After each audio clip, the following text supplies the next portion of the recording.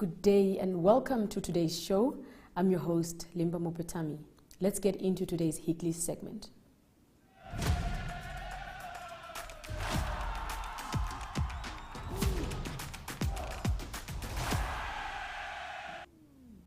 Namibia's Nathaniel Kakololo is the new World Boxing Association Pan-African featherweight champion after defeating Tanzania's Kasimu Hamad Haji in the 6th round in Ochivarango on Saturday evening. The fight, hosted by the MTC Salute Boxing Academy under the title Onumasa Champions Collide Boxing Bonanza, saw Haji unable to stand up from the ring floor and was counted out by the referee. Kakololo now boasts 18 fights, of which he made 14 wins, 3 defeats and 1 draw. The friendly rugby match between the visiting Blue Bulls and the Namibian Velveteers 15 on the 4th of June looks set to be a memorable occasion once again. The match will serve to give the Namibian players game time ahead of their World Cup qualifying tournament to be held in France during early July. The well-known businessman Paul Oosthuizen has been the main driving force in organizing the match against the Blue Bulls, as he explained at the launch of the event last Friday. The Namibia Rugby Union held trials in Windhoek for both its men's and women's squads on Saturday as part of the build-up to the upcoming commitments. Crisanda Botha, national men's team assistant coach, spoke to the media after the trial match. We also spoke to national women's coach CJ Kutsia, who is currently working towards preparing the Namibian team for a Rugby Africa tournament to be held in Cape Town next month. The Namibian women will take on Zimbabwe in a 15-a-side test match on 19th June to be followed by the clash with the powerhouse side South Africa 4 days later. We have compiled some interviews about the launch as well as the stadium being renovated, so have a look at this. Everybody to the launch of the Office Economics Goodwill Challenge. Is this trophy yours? If you can just show the people around. But ladies and gentlemen, I have to emphasize, it's not about the game on the 4th of July. It's about the future of Namibian rugby. We are also very honored to have some special guests here present this morning. The newly appointed CEO of the Namibian Rugby Union, Mr. John Haynes on the right. And then the 2 coaches of the Namibian national team who flew in this morning with this ridiculous early flight. But they're here and they still found time to be here. Very welcome to you. Mr. Pine Pienaar has been involved with the Bulls how long time? Too long. 10 years. 10 years. 10 years with the Blue Bulls. And then Mr. Baron Pieterse, he's a proper Springbok. Baron Pieterse is Springbok lock and currently he's the line-out and scrum forward specialist. Off the program, Baron, if you can quickly brief us about the weekend's program and what your plans and why you are here in Namibia for this weekend. Firstly, it's such a huge honor to be here in a beautiful country, and for myself and Baron, it's always a privilege to be part of Namibian rugby. So just the purpose of our visit this weekend is a couple of the club players are playing in an exhibition game tomorrow, and that's just for us just to have a look at currently the club players, where they are at with the conditioning and the fundamentals, and just to further our planning for the qualifications for the World Cup. Okay, good luck with that. And Warren, I have to put you on the spot. What's your prediction for tonight's major game, the UFC game, Blue Bulls and the Ospreys? Guess I can only say one team, so I'll go with the Bulls there. So yeah, but no, I think all the South African teams are obviously doing very well. So, but for tonight's game, I'm going to put my money on the Bulls. Yeah, so we're happy. Bulls by? Bulls by 20. Oh, good. Fantastic. All right, nice, thanks. So, after many spontaneous visits during 2021 to the Dr. Hage Gardenkop National Rugby Stadium, I saw the deterioration of the stadium and facilities and got more and more worried about the state of Namibian rugby. And we all know if Namibia don't qualify for the Rugby World Cup in 2023, it will be very detrimental for the sport we so dearly love. And how unfair will that be to our children and their children? So I started having meetings with all sorts of stakeholders. I even had 2 visits to the Minister of Sport, but I realized that there is an immense compressed energy and support that we must just release. And then only 2 days after Mr. John Haynes, the new CEO of the Namibian Rugby took his office, I walked into his office without an appointment and offered my support. I know what we as Namibians can achieve, but the reality is that if somebody doesn't do anything, nothing will happen. I think Namibian Rugby is also a good example of what we can do, and I always say good things evolve from the boardroom. So I said to John, I only want one mandate, and that is for him to trust me. I only want to report to God, to him, and to myself, because I know my intentions, and that I will leave a legacy without costing the Namibian Rugby Union a cent. The beauty of this is that John immediately understood, and we looked each other in the eyes and we shook hands. I then started using my network, getting many small donors, or as I call them, goodwill sponsors. I also started to plan a substantial game to generate some income to tackle the immediate issue of the dilapidated stadium. Because no event or match can be hosted with a lot of broken seats. Obviously, being the world's #1 Google supporter, which I claim on myself, I first contacted the president of the Blue Bulls Rugby Union, Mr. Willem Strauss, and I almost begged him for a game in Windhoek. It took Willem only 2 days to consult with the CEO, Mr. Edgar Rathbone, and his director of rugby, Jake White, to confirm that we'll send the Blue Bulls team on the 4th of June, despite their very, very congested program.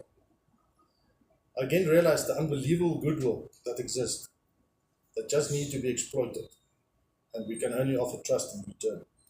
So with the game confirmed, I contacted all these various businessmen who almost without exception bought into the bigger plan to ensure Namibia Rugby takes its rightful place where it belongs. So it's really an honor to say that more than 30 businesses is contributing in one or other way.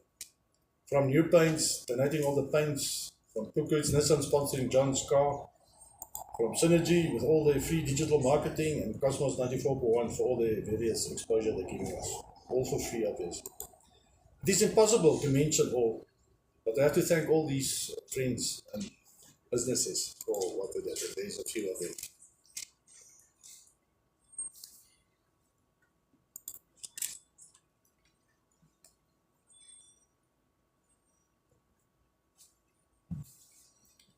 So off the record as well, when Leslie and me started designing the jersey, we tried to put everything up, but they said no, it's impossible to have a jersey with all 30 logos. So I said, we've got now this game on the 4th of June, the Office Economics Goodwill Challenge, and on that day you will experience something like never before. The gates are already opening at 8 o'clock. For the first time, there will be rugby for all ages and genders on one field.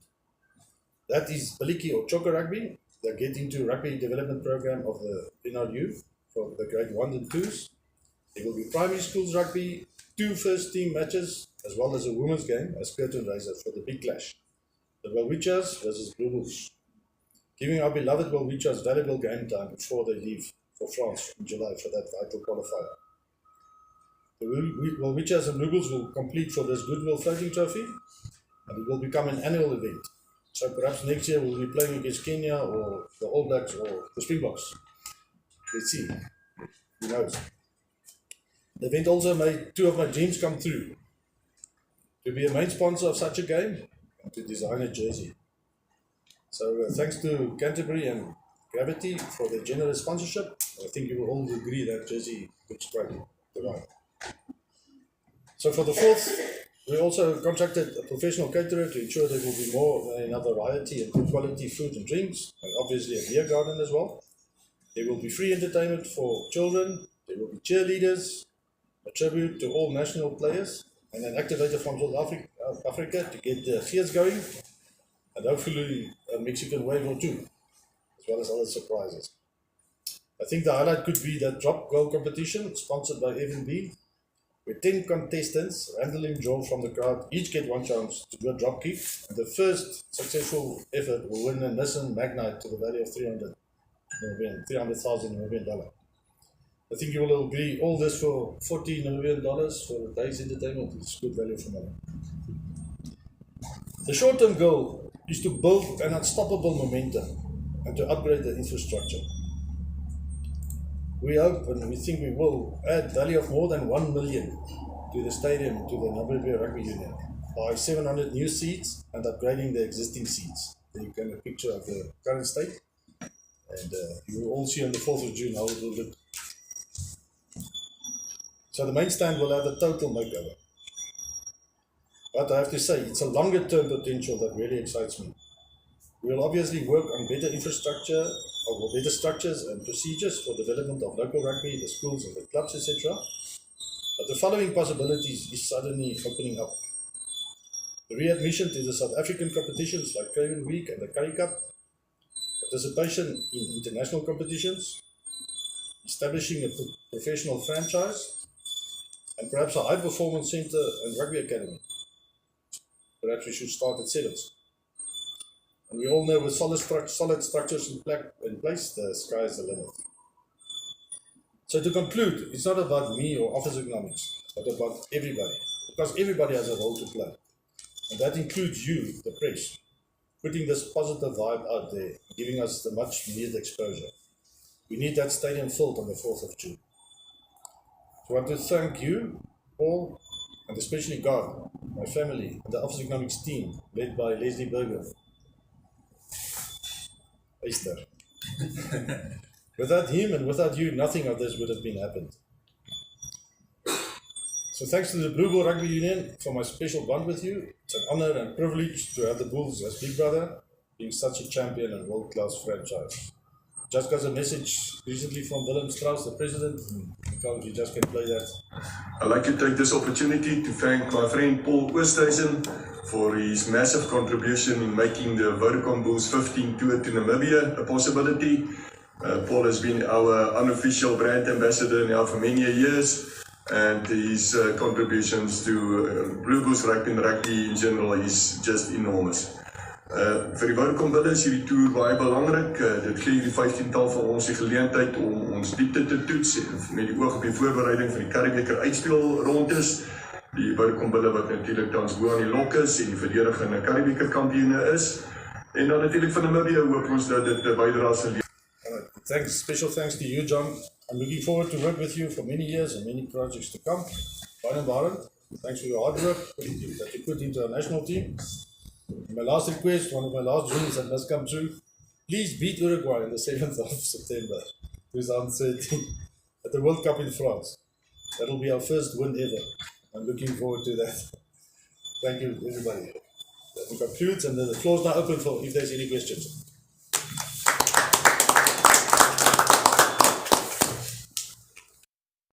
I'd like to take this opportunity to thank my friend Paul Oosthuizen for his massive contribution in making the Vodacom Bulls 15 tour to Namibia a possibility. Paul has been our unofficial brand ambassador now for many years, and his contributions to Blue Bulls rugby and rugby in general is just enormous. Vir die Vodacom Bulle is hierdie toer baie belangrik. Dit gee hierdie 15-tal van ons die geleentheid om ons diepte te toets met die oog op die voorbereiding van die Currie-beker uitspelrondes. Die Vodacom Bulle wat natuurlik tans bo aan die lok is en die verdedigende Currie-beker kampioene is. En dan natuurlik van Namibia hoop ons dat dit bydra sal lewer tot hulle Wêreldbeker voorbereiding. Namibia is vir ons na in die hart en is altyd lekker om hulle in die Wêreldbeker in aksie te sien. En ons sien uit om u te ontvang by die stadion en ek hoop dat daar baie goeie skare gaan wees. Ek kan u verseker die Bulle sien baie uit na hierdie uitstappie.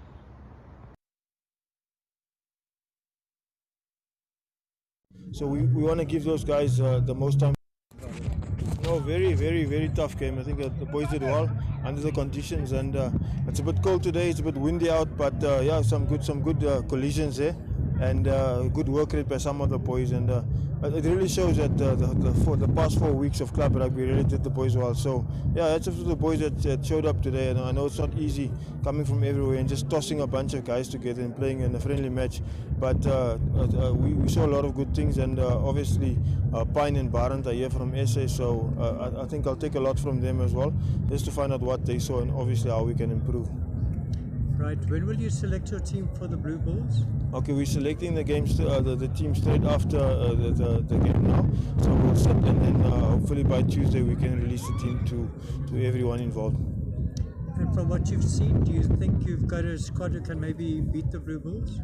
Yeah, it's rugby at the end of the day, and I think if we do the small things well, the rest always falls into place. So Also depending on what team the Bulls bring, I think it'll make a big difference. And what we can do is just prepare the local guys, and I think it's a great opportunity for them, because in times past it's always been the guys from outside, guys overseas, that they always come and play in these type of games. But it's an opportunity for these boys, and I think it's a big match with a tribute to all the old Namibian players. Yeah, it's an opportunity for all of them. Great, good luck. Would you say the objectives have been met for today? Most definitely. I think a big mix of guys from all over, and throwing them together. Obviously, the guys just doing well under the circumstances.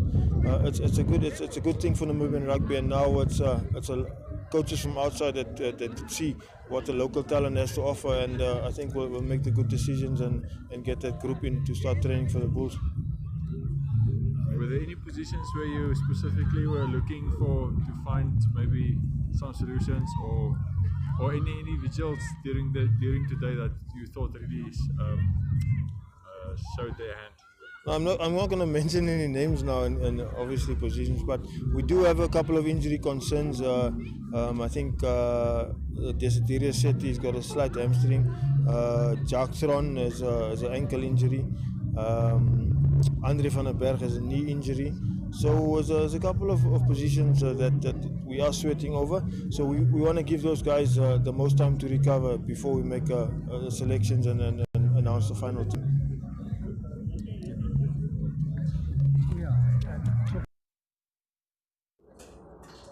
Okay, so with us CJ Kotze, after the trials that you had for the women's team, maybe just first tell us how the trials were put together. So what happened, Andrew, is we put the trials together in terms of nominating new players from the coach's point of view. We sent them many criteria in terms of fitness levels. They must know that the players are conditioned, and skill level, and then obviously knowledge of the game. And so the coaches sent basically their best. Not everybody got the opportunity, so because we're still very much developing in the country. So we got the best to come pitch up here today, which we got 46 from. And then we pinned those two teams against each other first, which was then of course a red and a white team, and those girls had to battle it out in a 40-minute game, 20-20 on the side, and then from there we selected 25, which then took on the previous national team, the NAM squad currently, that played against Zambia, and yeah, that was basically the setup where they then played against the national team. Yeah. Okay, so how do you feel about what you saw? Well, Andrew, I can tell you that the talent has grown immensely just in the past 3-4 months, or the last 6 months since November. The trials that we had then and the trials that we had here today just shows you how much the game has grown in 6 months, and the spark that is there, that has been lit.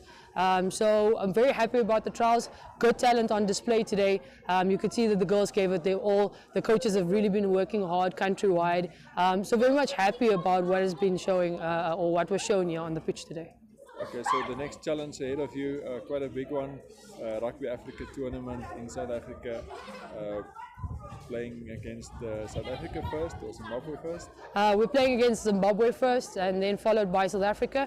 Of course, we all know the peanut in the packet is South Africa, the main women's rugby team on the continent. So South Africa is going to be a big ask. We also know they qualified for the World Cup, so they're also very much preparing for that. So they'll most probably use those two games against Zim and us as preparation as well. But Zimbabwe, very strong sevens outfit.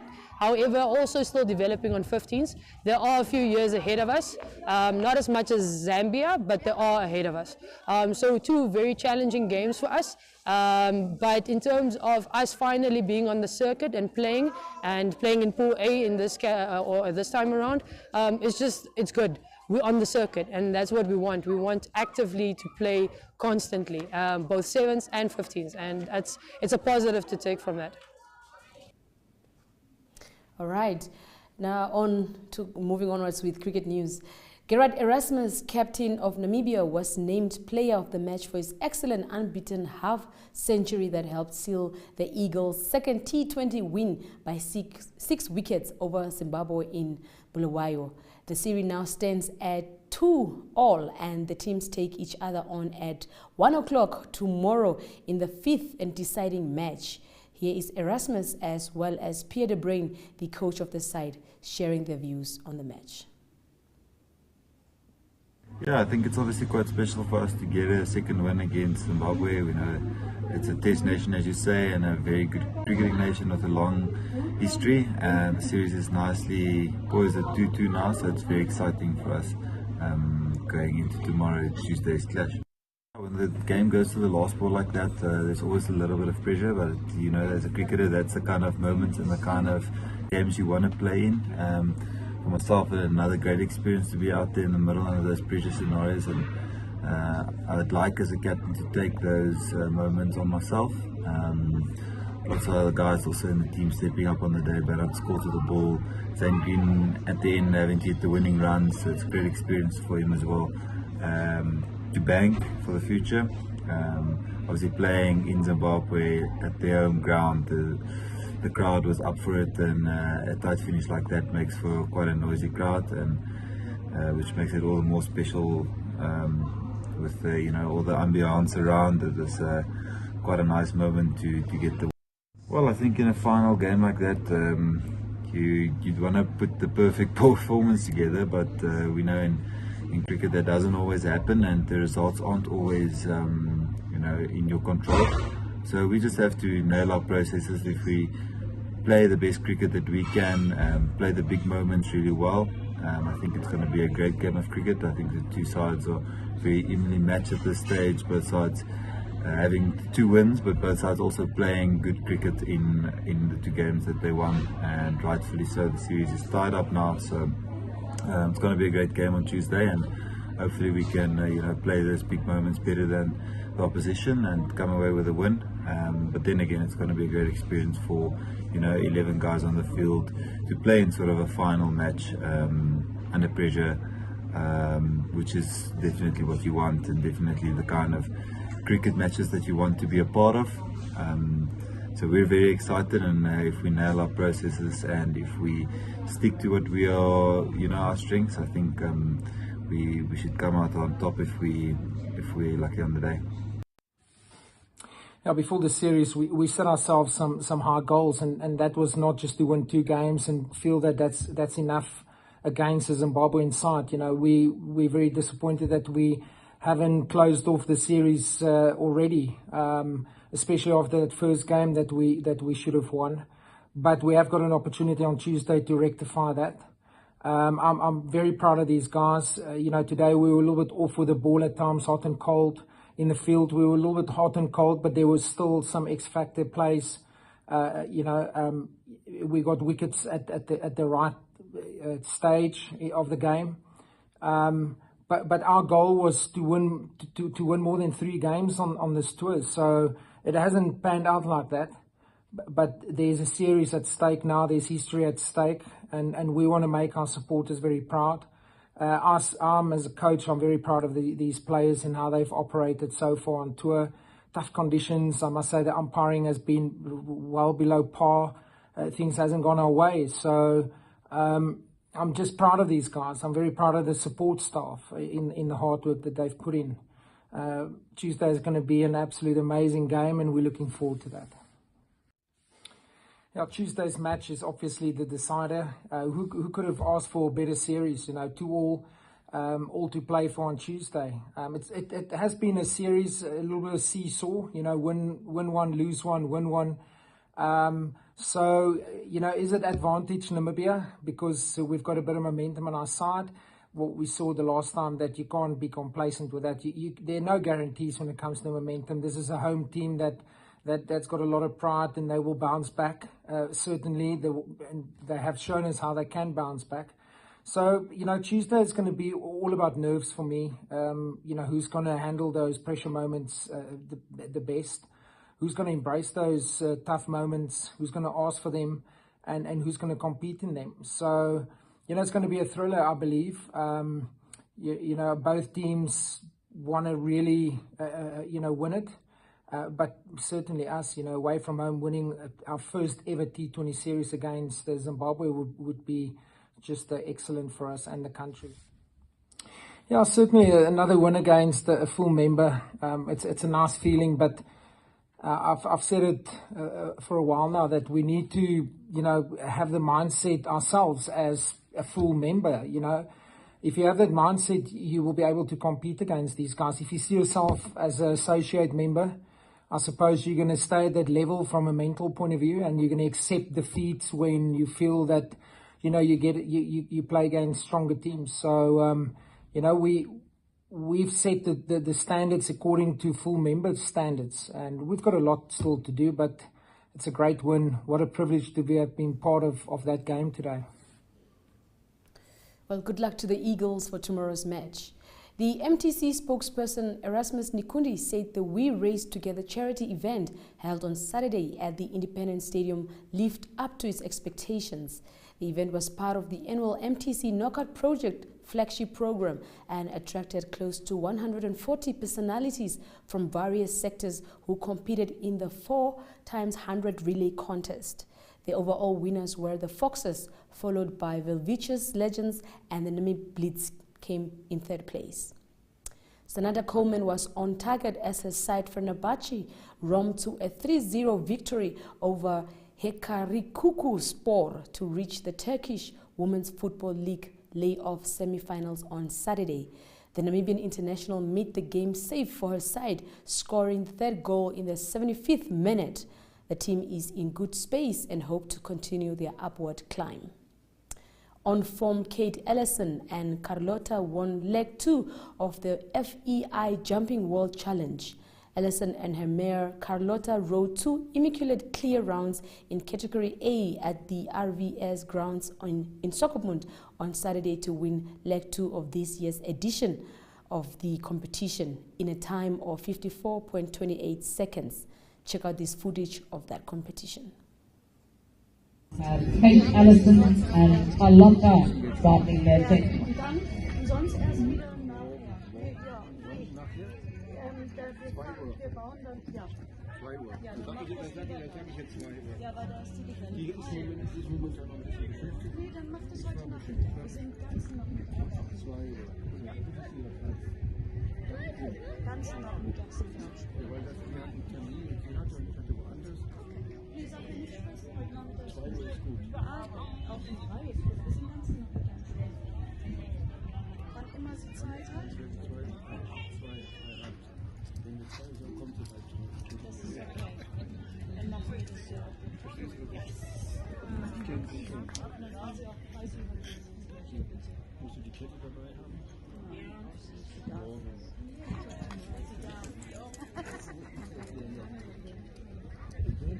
We appreciate the presence.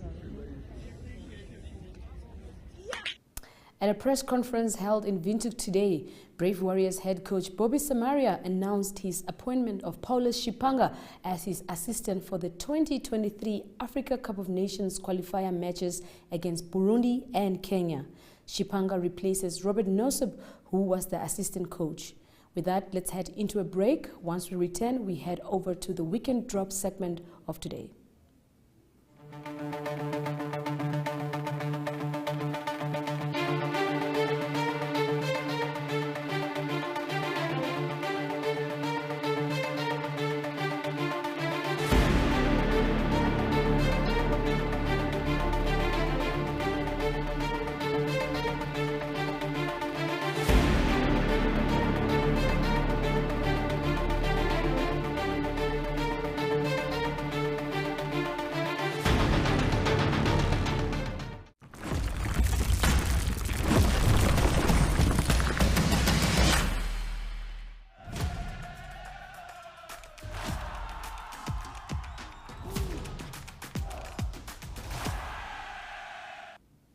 With the return of the Capricorn Group Schools Netball League, chairperson of the group, Lisel Gabber, said that teams showed great performance over the weekend, but players need more practice. She was speaking after the relaunch of the popular Schools Netball League, which saw more than 10 matches being played at the Windhoek Gymnasium courts on Friday. Check out these highlights from this match. Walvis Bay Private High School currently leading at 12-7. Aishipena's goalkeeper sends the ball back into the court.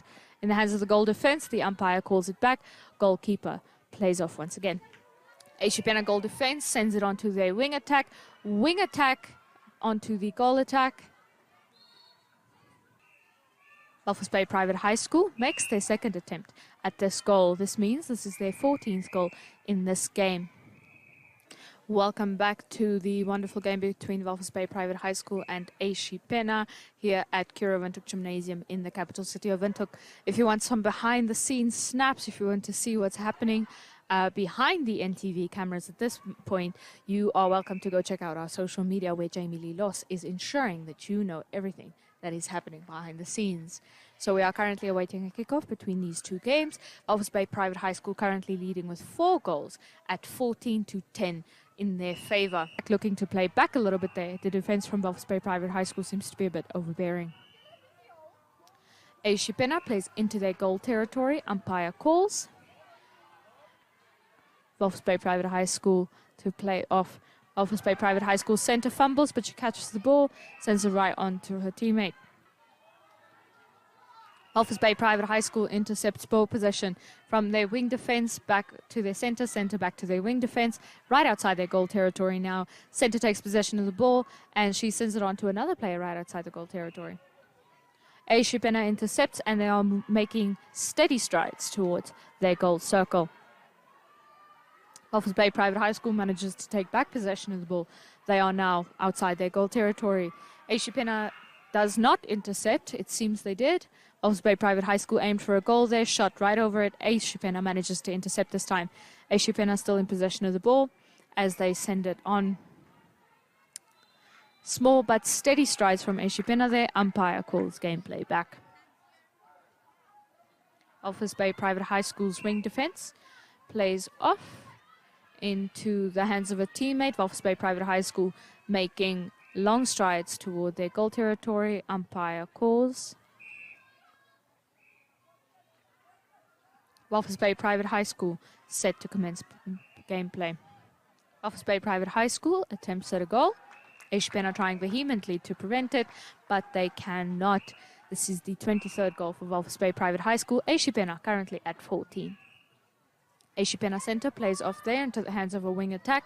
Wing attack back to the center. Center plays it backwards a little bit. And they make one long stride toward their goal territory. Aishipena goal attack back to the center. Back and forth between goal attack and center. Goal attack attempts. And she makes it. Beautiful goal there from Aishipena. This is the 15th goal for Aishipena, who are currently trailing behind Walvis Bay Private High School, standing at 23. Walvis Bay Private High School currently in possession of the ball. And they send it forward. Aishipena and Walvis Bay Private High School, you can see those two, the goal attack and goalkeeper, are trying to keep one another off that goal post. Walvis Bay Private High School goal attack has the ball in hand. Goalkeeper trying to prevent it. Umpire calls gameplay back. Currently in their goal circle, they aim for a goal. Oh, and they miss it by a margin. Umpire calls the ball back. Aishipena plays off. Aishipena center currently has the ball in hand, looking for an opportunity, and she finds it in her teammate. Wing defense has the ball in hand. Wing defense to wing attack. Back and forth there between the wing defense and wing attack. Wing attack and goal defense play a little bit off there. And Aishipena still beautifully in possession of the ball. Fantastic gameplay amid the really, really stellar attempted defense from Walvis Bay Private High School. Ball out of bounds. Aishipena takes possession by means of their goal attack. Oh, no. Walvis Bay Private High School has that ball in their possession. Walvis Bay Private High School sends off gameplay. Wing defense has the ball in hand. Wing defense to center. Center sends it on. Walvis Bay Private High School now in the last third of the field. Court. Apologies. Aishipena wing defense plays off. Wing defense to wing attack.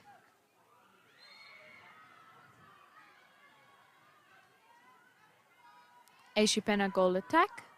Attempts a goal and she gets it. Fantastic goal from Aishipena's goal attack once again. We have seen a few beautiful goals from this young lady in this game. Aishipena currently at 17 points to 24 against Walvis Bay Private High School. Beautiful long stride there from Aishipena, and their goal attack once again makes an absolutely stellar goal there. Picturesque, picture perfect. I think that's what my netball coaches wanted for me when I was younger. Walvis Bay Private High School currently in possession of the ball, and they are aimed for a goal. They make one last goal before the game is called. Walvis Bay Private High School takes this game at 25-18. Thank you so much for joining us. I have been Irene Marie van der Walt, Precious Nitonapo keeping score, Salvanus Valambola, responsible for audio and visual mixing, Aniki van Zyl and Zandri Skuman on camera. Thank you so much for joining us this evening. This has been a beautiful game between these two beautiful teams. Fantastic action from the juniors there on the netball courts. Now with that, we cross over to Spotify with Brian Monango. But then before we head into Spotify, just a quick break.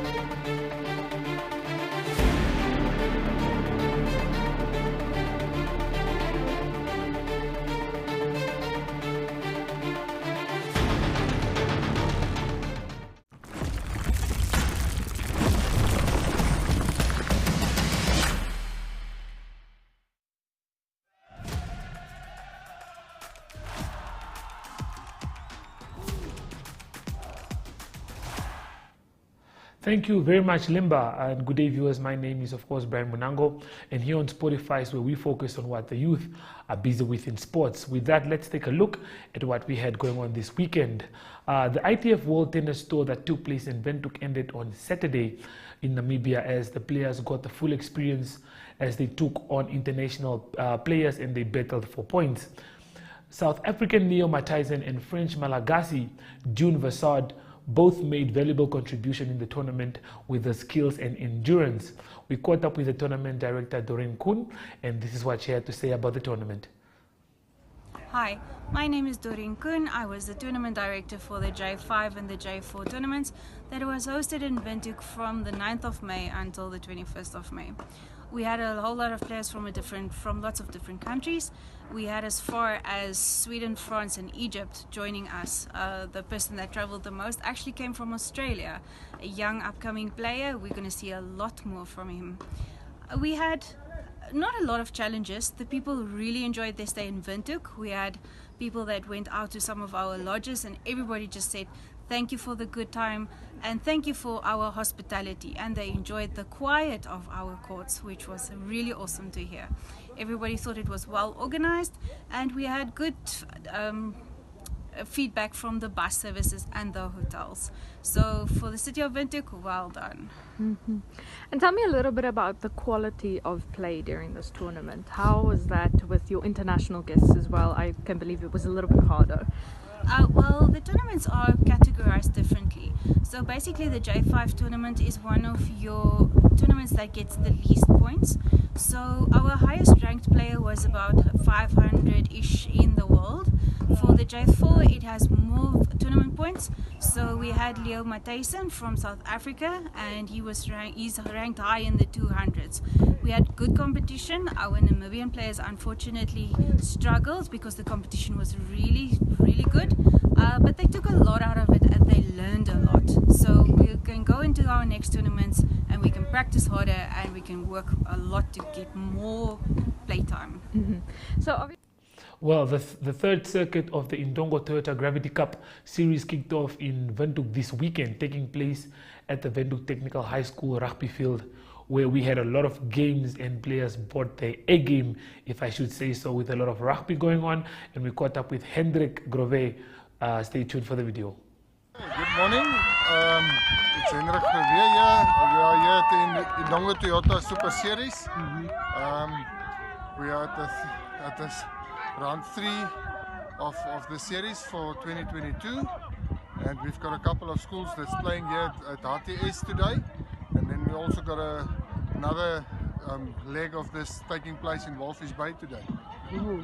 And how was the planning for the matches that are taking place today? Yeah, it's the normal thing of making sure that all the medics and the referees are arranged well in advance. Obviously the field as well with this specific school that's hosting it, and then just making sure during the week that all the logistics are in place, get the security ready, get the waste removal in place, make sure all the schools that agree to come, that they still can come, and all that type of things. Alright, and what are the importance of games such as these for school-going learners? Yeah, it's just providing an opportunity for the kids to play more rugby. So this series is shortened games, so they technically play only a half a game. So they play 2 games a day. So it's still a full match, but it's against 2 different teams, and it's part of the warm-up preparation for the season for the year. Thank you very much.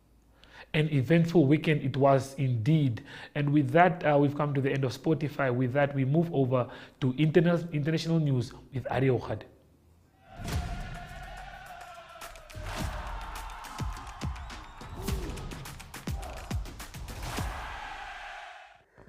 Good day everyone, time for international sports news, and starting off with cycling news. It is the Giro d'Italia that is continuing. It was stage 15, just 177 kilometers, but although short in distance, it was very tough on the cyclist. It was lots of climbs.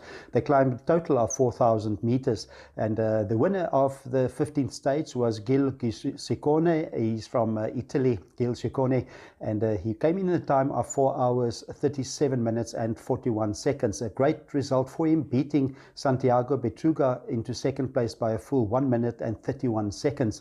And in third position, Antonio Pedrosa, he was 2 minutes and 19 seconds behind the winner.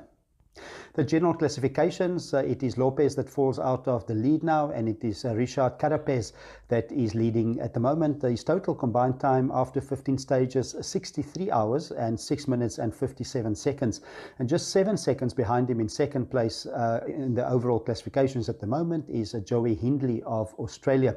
And then 30 seconds behind Carapaz in third position is Joey Almeida. And that was stage 15, 177 kilometers of the Giro d'Italia.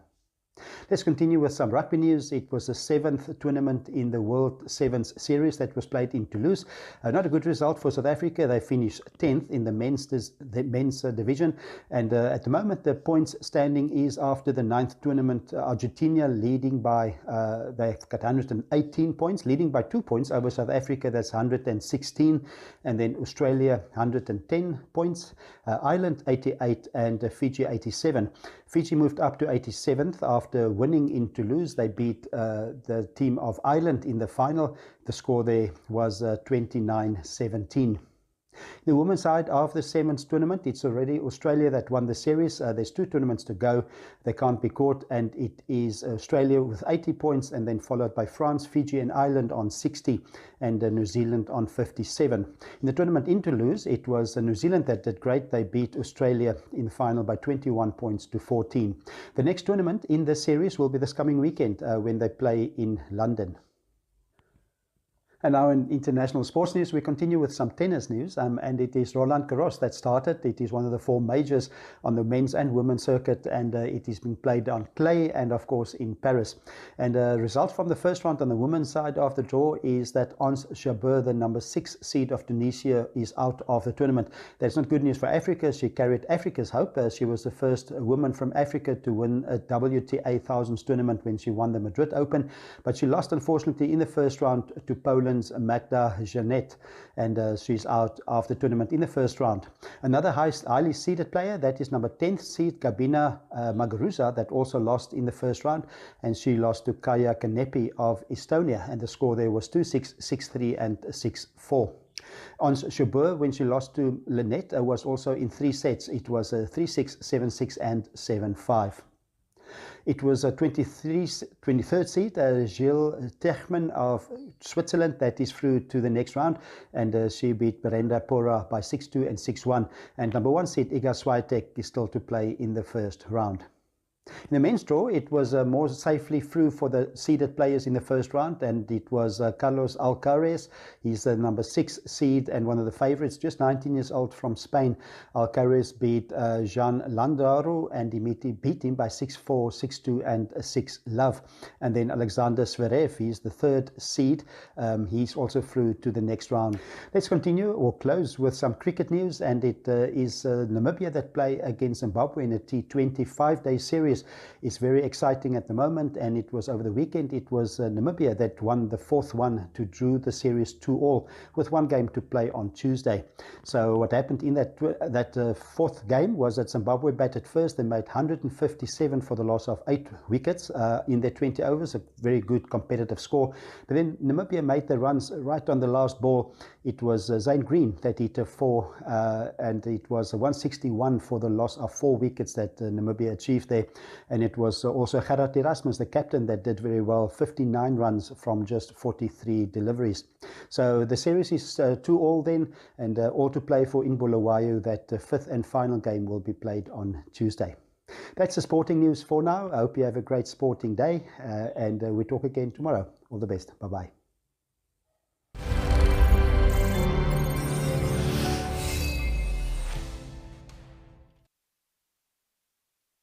Tomorrow, same time, same place.